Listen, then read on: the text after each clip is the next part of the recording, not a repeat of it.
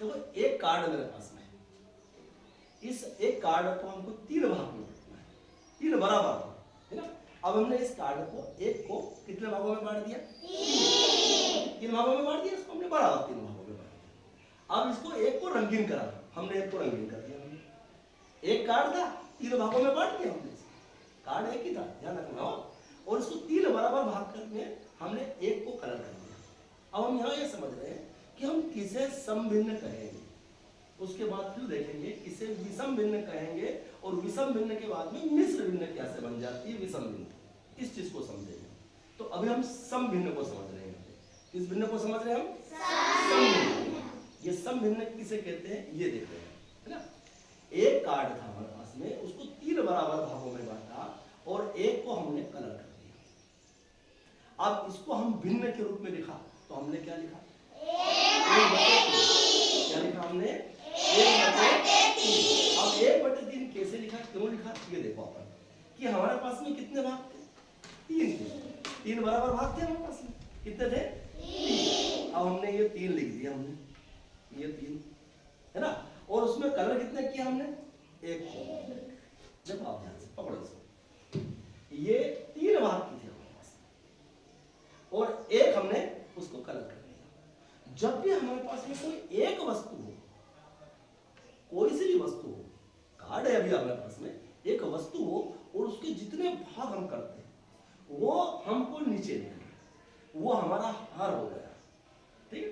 और उसमें से हम किसी को देते हैं या हम उसमें हमने कलर करा है, कलर किया, वो हमने ऊपर देखा कि 3 में से हमने एक को कलर किया, जितने भाग हम करते हैं वो हार हो गया, और उसमें से हमने एक को कलर कर दिया, वो क्या हो गया?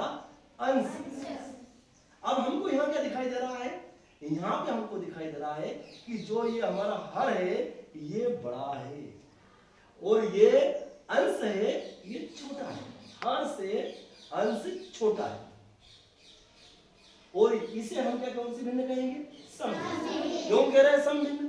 कि हमको एक ही वस्तु, एक ही इकाई लेना, हमने किसी भी वस्तु को एक को ही लेना और एक को ही बराबर भाग में बांट कर, है ना। जैसे मान लो हमने एक रोटी ले ली, क्या ले ली? एक रोटी, इसको 2 बराबर भागों में बांट दिया, 2 बराबर भागों में बांट, और 2 भागों में से बांट के एक को हमने कलर कर दिया, एक को हमने दे दिया। अब इसको हमने भिन्न के रूप में क्या लिखा? 1/2। अब देखो यहाँ क्या हुआ पता है? अब यहाँ रोटी एक थी हमारे पास, रोटी कितनी थी?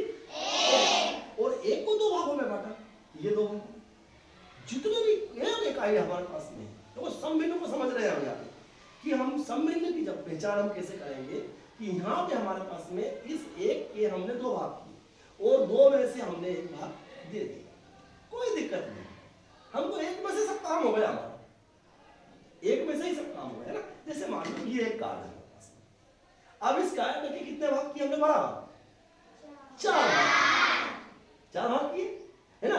और उसमें से हमने 3 को कलर कर दिया और इसको हमने क्या बोला? 3/4।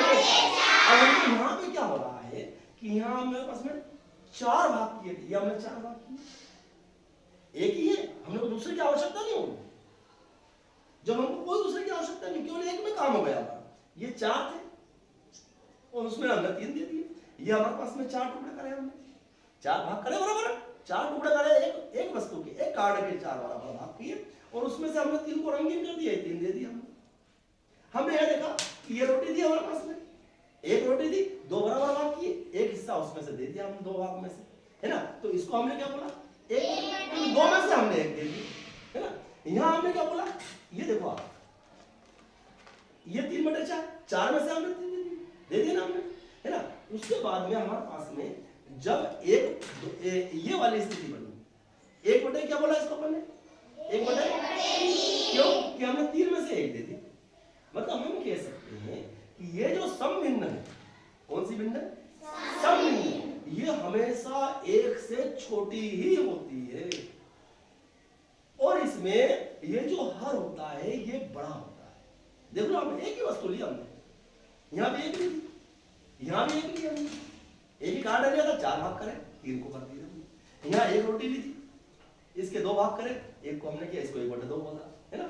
और यहाँ पे हमने एक कार्ड लिया, इसके 3 बराबर भाग, 3 भाग किए बराबर, और उसको 1 को रंगीन कर दिया। क्या बोल दिया इसको हमने? 1/3 बोला हमने।